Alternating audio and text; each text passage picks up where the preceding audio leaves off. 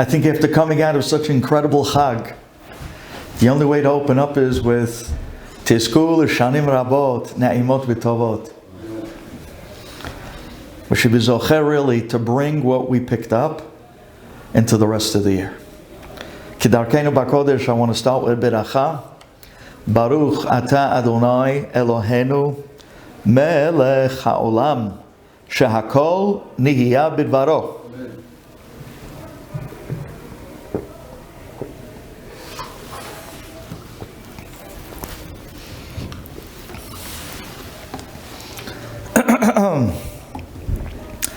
I know I've said this so many times, but believe it or not, these shiurim go out to two distinct, diverse crowds of people. One crowd is looking for inspiration, and the other crowd is looking for a strong, driven shiur of Divrei Torah. So in order to be able to try our best to accommodate, we split up where Tuesday night is the shmooze and Thursday night is the shiur. So here we are, Tuesday night at the shmooze. Rabotai, open your hearts. Tonight the inspiration comes from where we were just coming from. We just came out from the most incredible 7 days. You see, the Chag of Pesach is not just a Chag. It's not a holiday. It's not something we kept.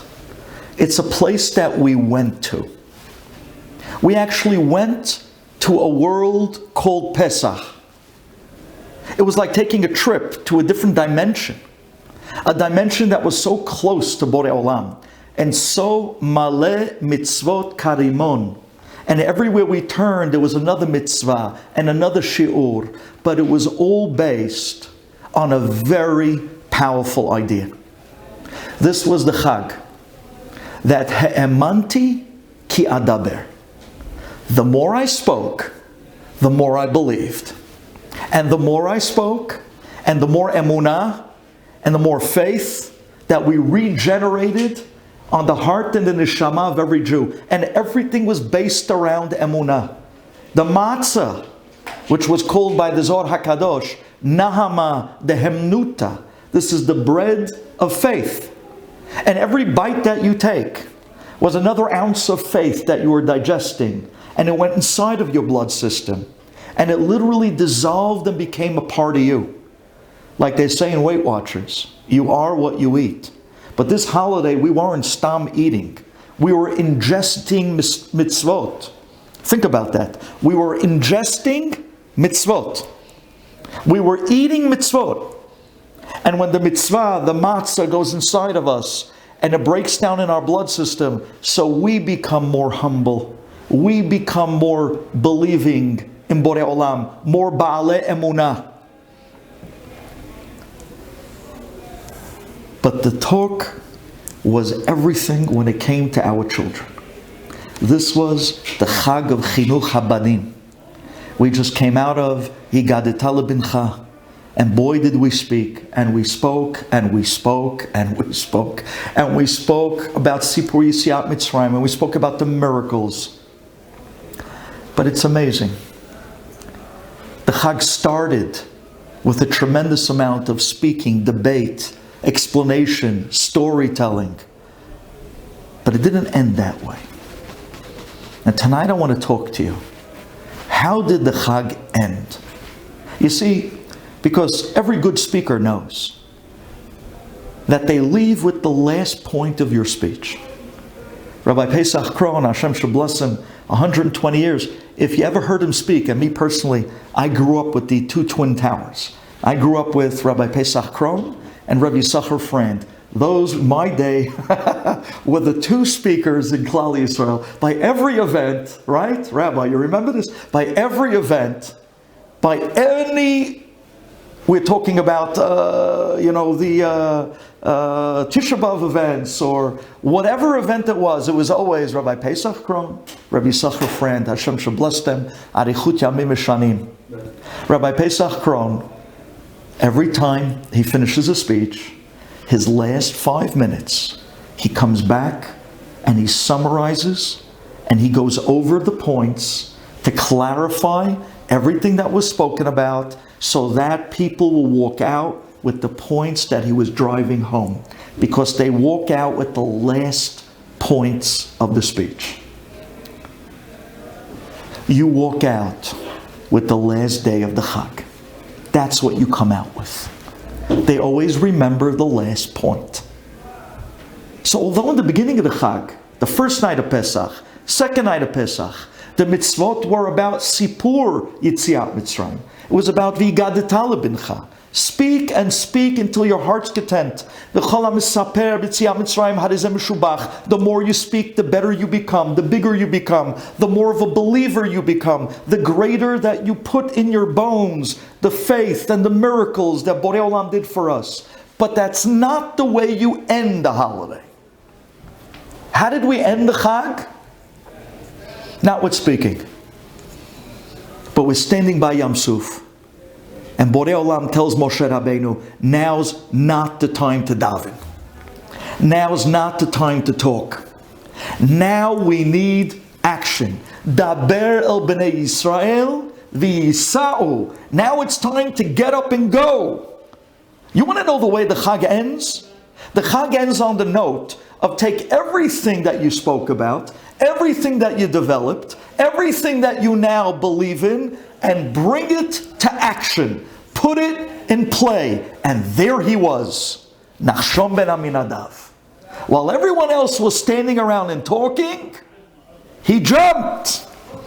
He took everything that he believed and he put it into action.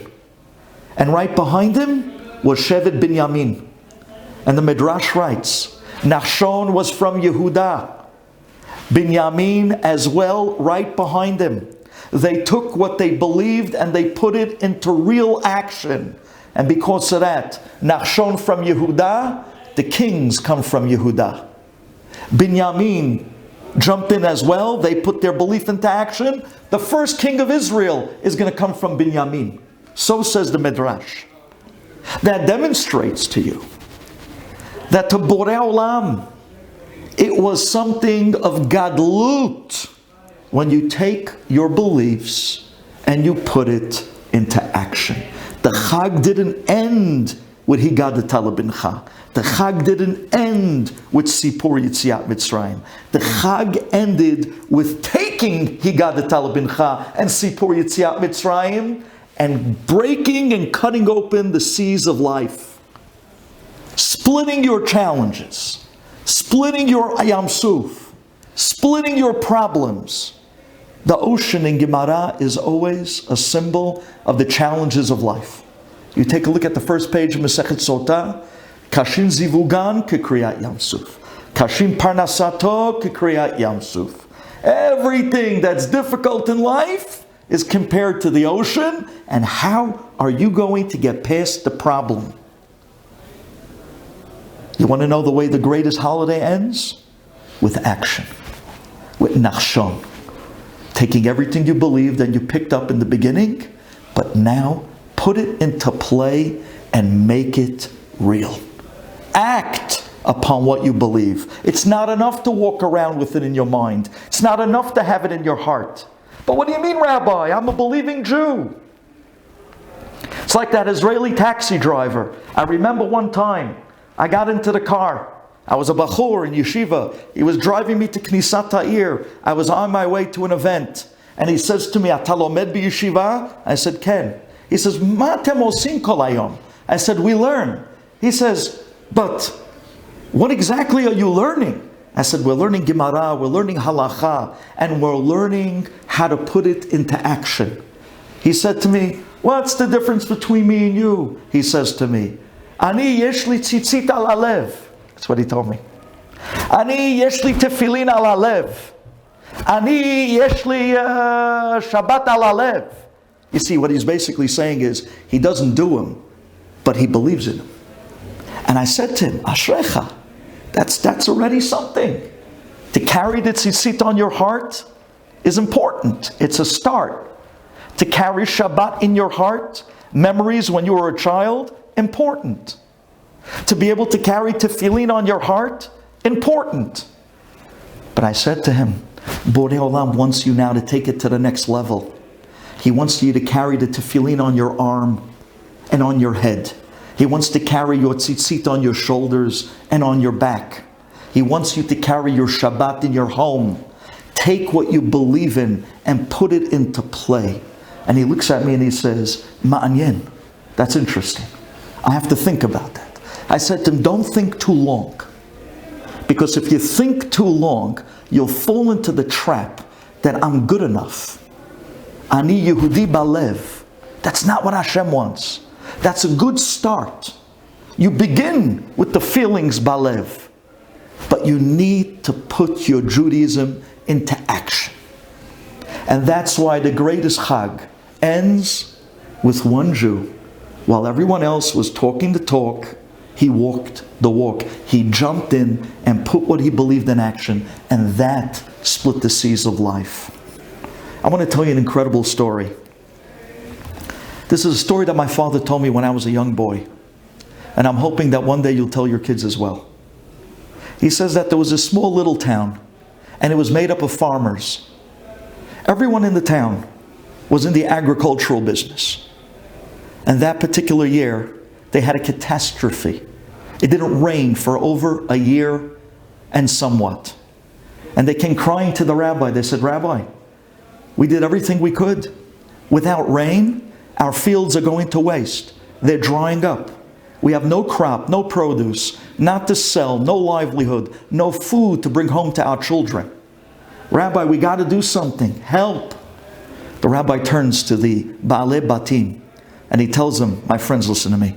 There is a whole Masechet that's dedicated to this problem. Masechet Ta'anit, he opens up the Gemara. He shows the farmers that Chas v'Shalom, in a situation where there's no rain, we make a Yom Tefillah. We make a community prayer.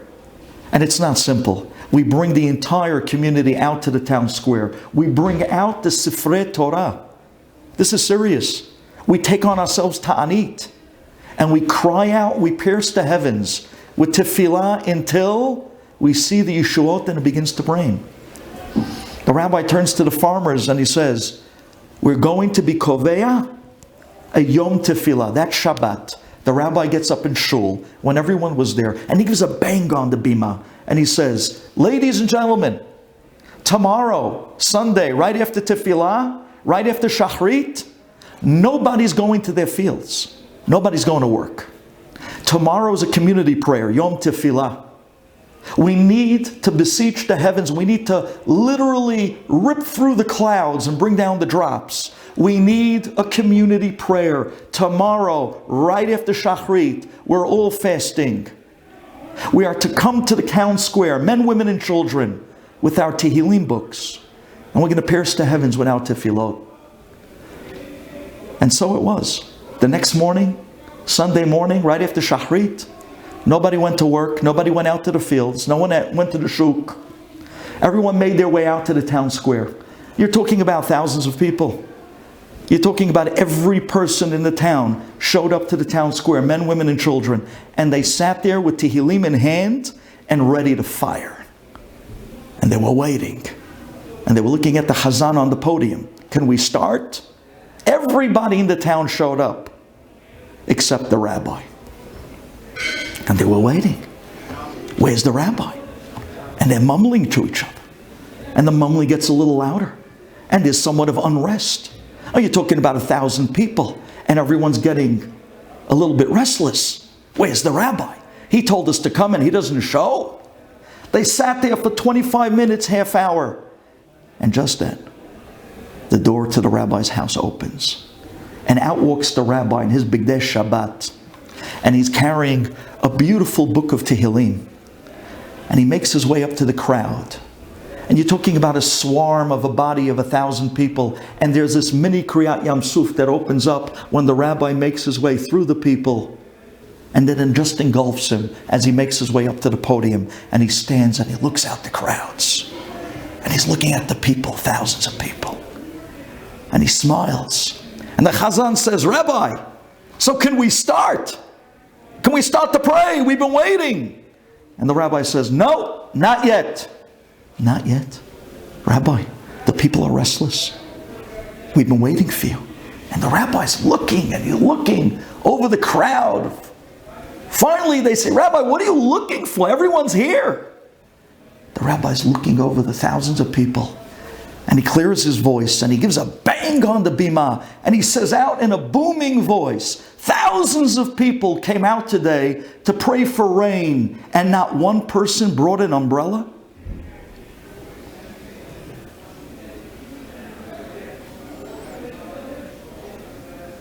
We talk the talk, and we walk the walk. But what do we really believe in?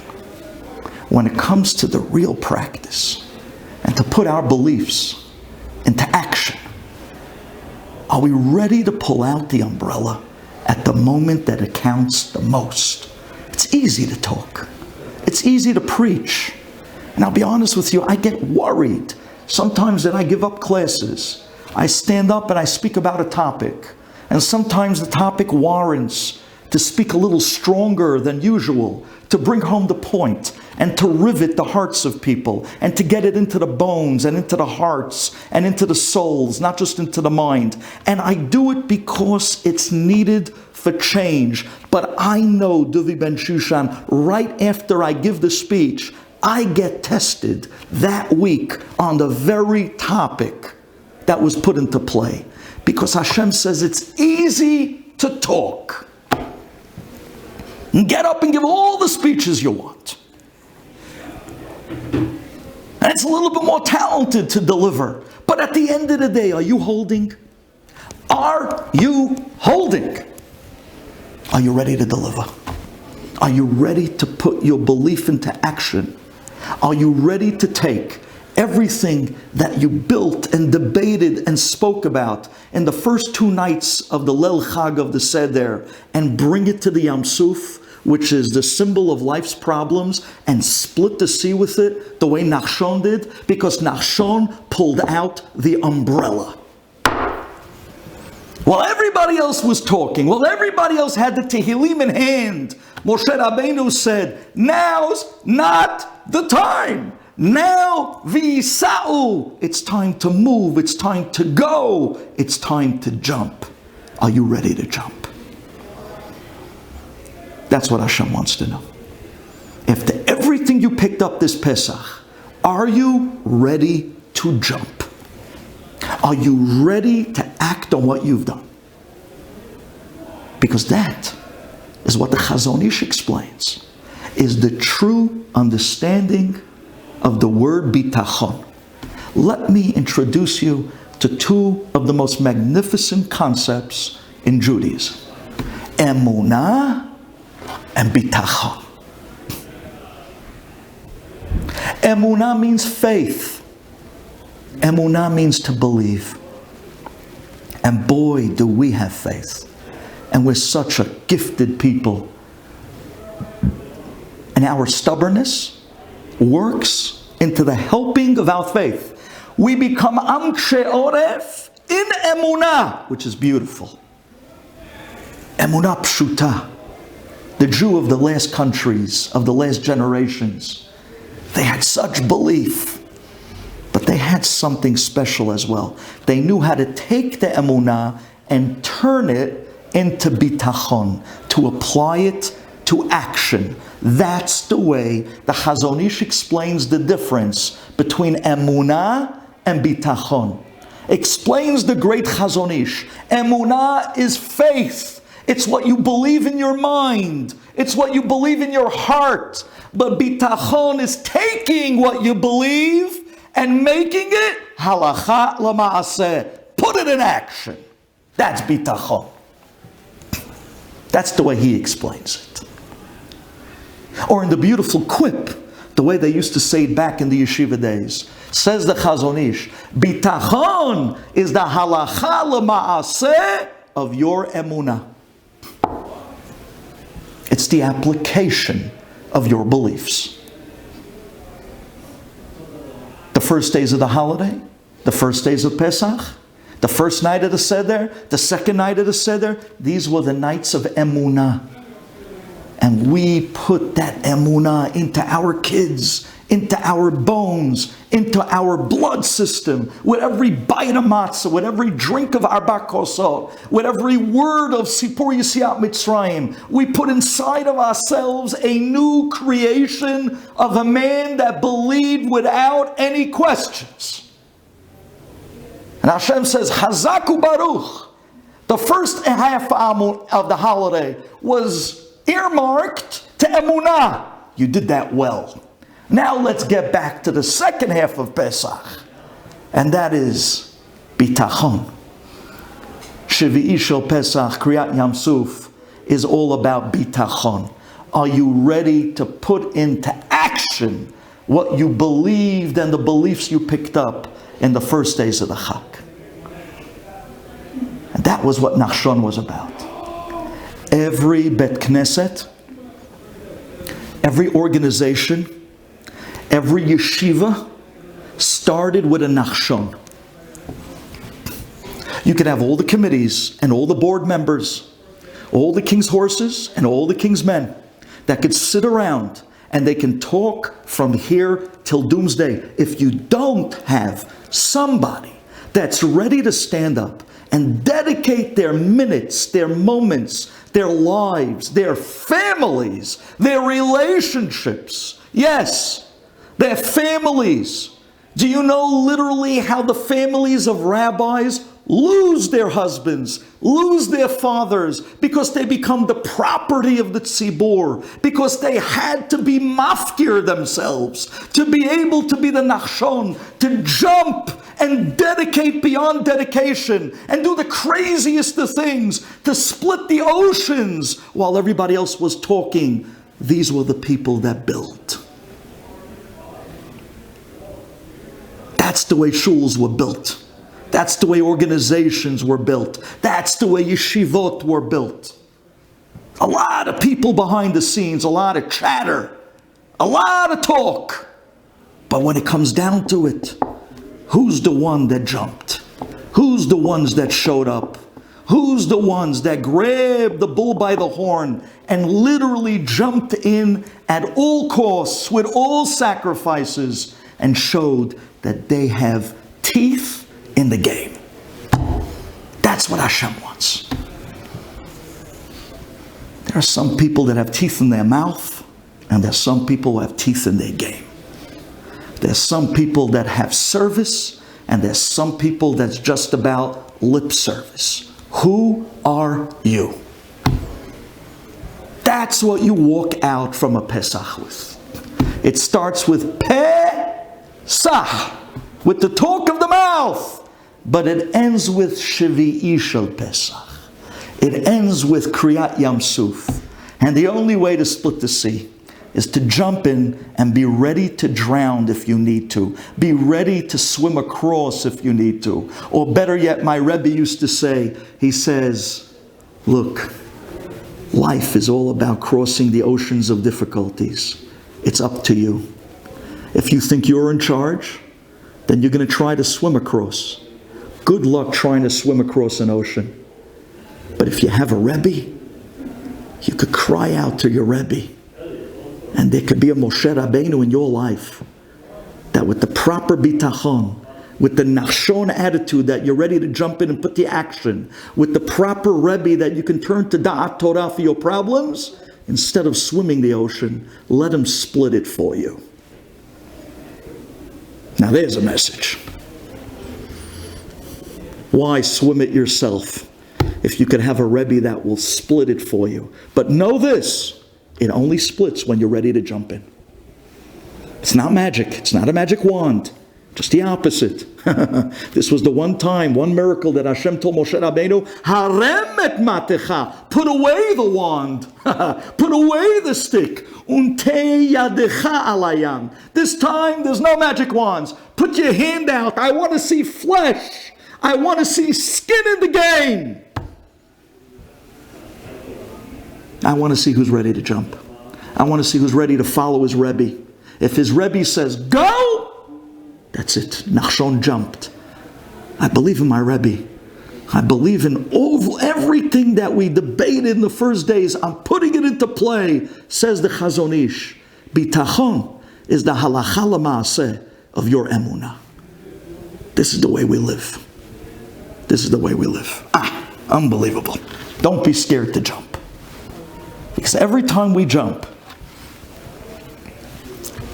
Borei Olam jumps with us.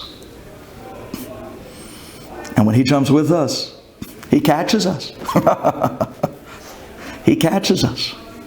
And he makes sure that our jumping wasn't for naught. Amazing. Hashem helps us in the very actions we take, even if they look ludicrous. But if it's with the emunah behind it, Hashem says, this guy's trying to put what he believes into true action. I'm going to help him.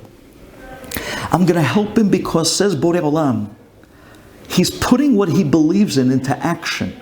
If I don't help him, then others who believe in the same ideals will be dismayed. So says Borei Olam, I have to help him. Because if he's going to succeed now in the action he's about to do, which is based on the emunah in me, says Hashem, by his success, Hashem says, I look good. It's a kiddush Hashem. Because if he fails, people are going to say, look at this guy. He believed in Hashem. He took his faith. He put it into action. And where did it get him? You see? You think the next time people will believe in the first place? Says Borei Olam, I need to make you successful. So I'm not asking you to succeed. I'm only asking you to act. Leave the success to me. Says Borei Olam, I am the master of all success. I'm not asking you to succeed. Of course, I'm not asking you to fail. I'm only asking you to act. Allow me to take your actions and bring it to places that you never believed it could succeed. And anyone out there who works with the tzibur, and even those who don't, but you'll be amazed, the incredible stories of people that were put in positions to be asked to do tremendous sacrifice and action on what they believed at times when people told them that they're crazy. And Hashem says, they said pen yirbu, I'm going to say ken yirbu. And I'm going to take what you think is impossible and I'm going to make it possible. As no different as the splitting of the Yam Suf itself. So don't be scared. Just jump. But jump on your actions of faith. The Beit HaLevi was known to say, he says, the greatest enemy of Bitachon is fear. Fear is a very tricky emotion.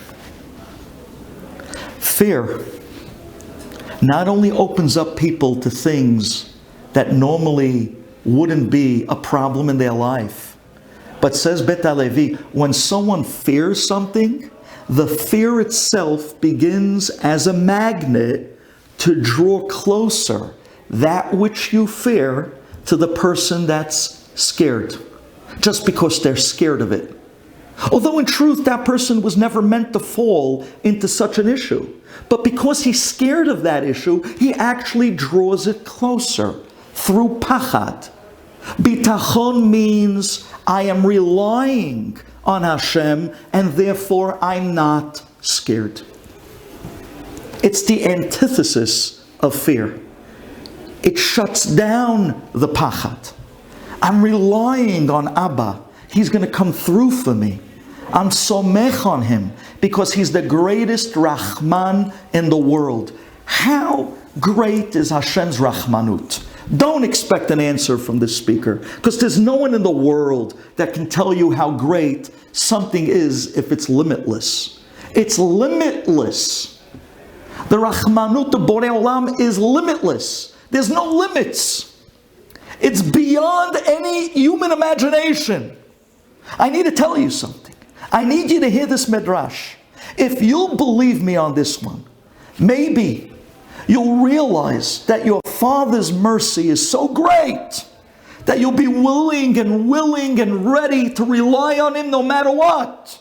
Because when you know He's so merciful, it doesn't matter what the wrong things you did in life. It doesn't matter if you're on the right track or the wrong track. It doesn't matter if you did what you were supposed to do or not. What matters is, I'm His son, He loves me, and His mercy is beyond imagination. And He'll always be there for me. And He'll always bring me back to the direction I need to go. And I can rely on Him no matter what. I got to share with you this Midrash. I need to introduce you to your father. Let me introduce you to him. You might have, God forbid, you might have a whole wrong outlook on your father. You think Hashem punishes? You think He's a God that... He's your father. He loves you. He loves you more than you know what love means. He's the one who created love in this world. He's the creator of the concept. He's the manufacturer of the love of a parent to a child. He put the love of a father and a mother to a child in creation in order to give you a snippet, just a little idea, an inkling of His love to you as a father to you, His son. I know parents that would kill for their own kids. I know parents that no matter how wrong their child is, no matter what type of trouble their kids got into, somehow or other at the end of the day, they emerge as a father and a mother of the child, and their love is unlimited. And that's a drop in the bucket to Hashem's love and mercy for me and you. Remember, that was put into the world just to give you a little inkling of what it looks like. That's just a taster, a sample, to show you what the real thing is you can't even grasp. I need to tell you this Midrash. I need to take a drink for this one. It better be water.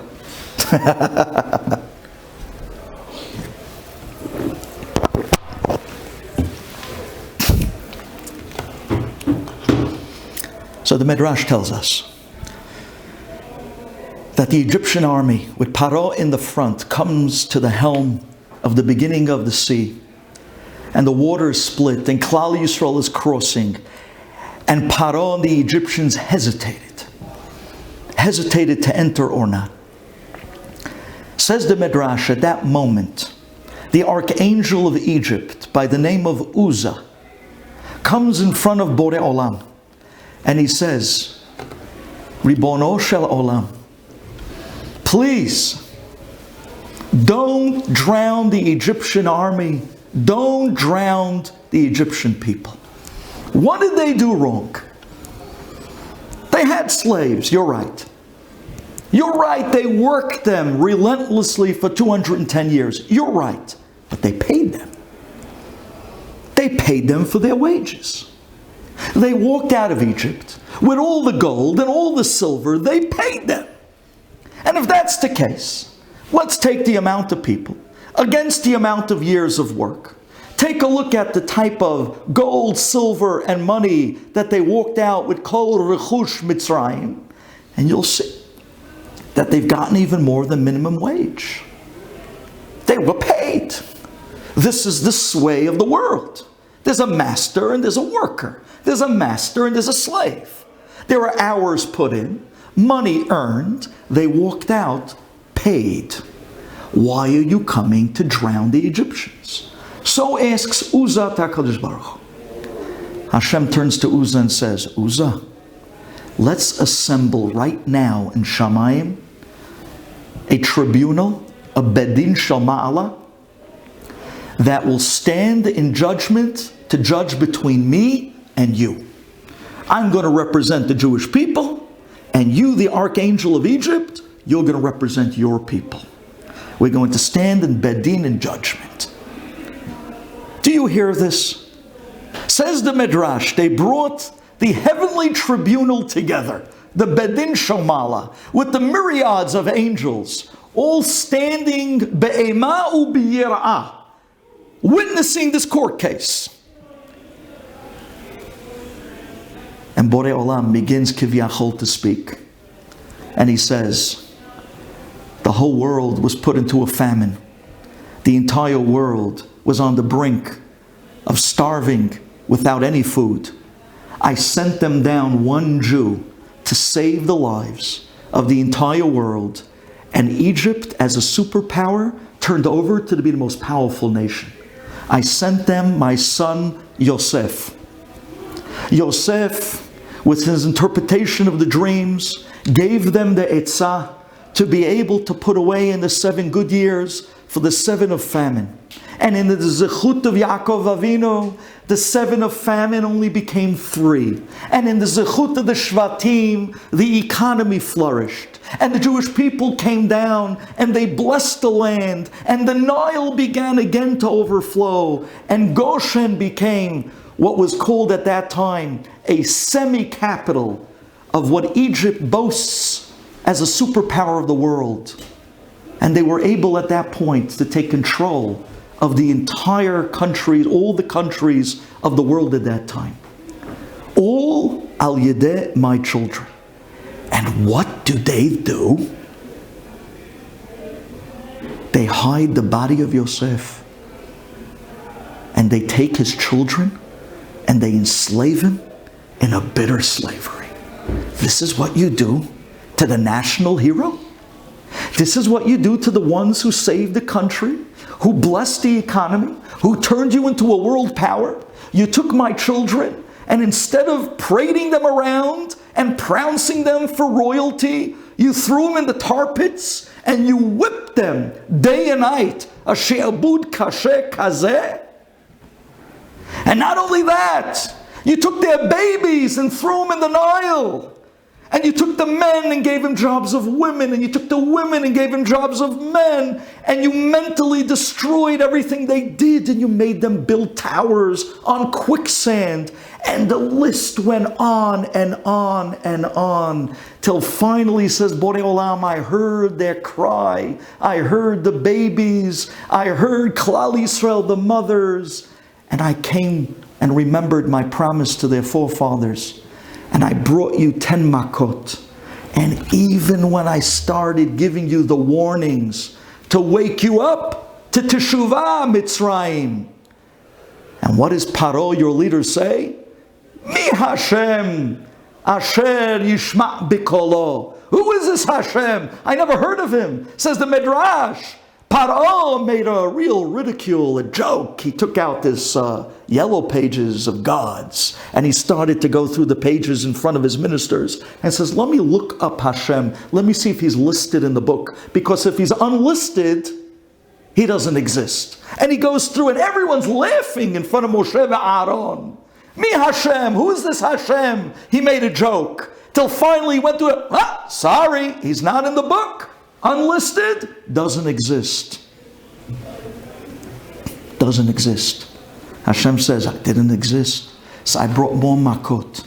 And each time Paro would go against my word. And each time Paro, Harvacha, would slip out of the warnings. Till finally the last makah, when he screamed for my children to leave. And I took them out finally from such a terrible she'abud. And now he has a chutzpah to come back out again and try to chase them, to take them back, to kill them? Says the Midrash, the entire tribunal begins to chant, Hadin itcha Hashem. Uzzah turns to Borei Olam, says the Midrash, and Uzzah, the archangel of Egypt, he says, Hashem, you're right. I know you're right. But at least let me put forward a plea of mercy. You are the greatest and most merciful of all in the world. I'm begging you for mercy. Have mercy on the Egyptians and don't drown them at sea. Listen to what the Midrash writes. At the moment that Uzzah said, Hashem, you're right. Hashem hadin itcha. Just I'm begging you and pleading for your mercy, just to demonstrate that you're the El Rahum Ve'Hanun. Have mercy on the Egyptians. Don't drown them, says the Midrash. At that moment, Hashem got up from Kisei Din and began to go to Kisei Rahamim to save the Egyptians and not to drown them. And just then, Malach Gavriel comes flying down from heaven, goes down to Egypt, and pulls a brick out of the wall in Egypt, a brick that had a Jewish baby inside. And he brings the brick up with the baby, and he puts it in front of Borei Olam, and he says, Borei Olam, you're going to sit on Kisei Rachamim, on a people that did this to your children. And he shows Borei Olam the brick with the Jewish baby inside the cement, because they wanted to save cement, so they filled it with Jewish babies. He says, Shi'abud, Kasher, Kazeh, you're going to let it go with your great Rahmanut? Says the Midrash, Borei Olam took one look at the brick, Kivyachol. He went back and sat on Kisei Hadin of judgment again, and at that moment, Markevot Paro v'chelo Yara Bayam. Wow. What a Midrash. Do you understand what you saw in this Midrash? Do you understand that Hashem was ready for an Egyptian, a goy, who was a savage, who put his children through a Holocaust? But because somebody got up and started to cry and scream and say, Hadin itcha, you're right, Hashem, we're wrong, but you're El Rahum Hanun. I'm relying on your mercy.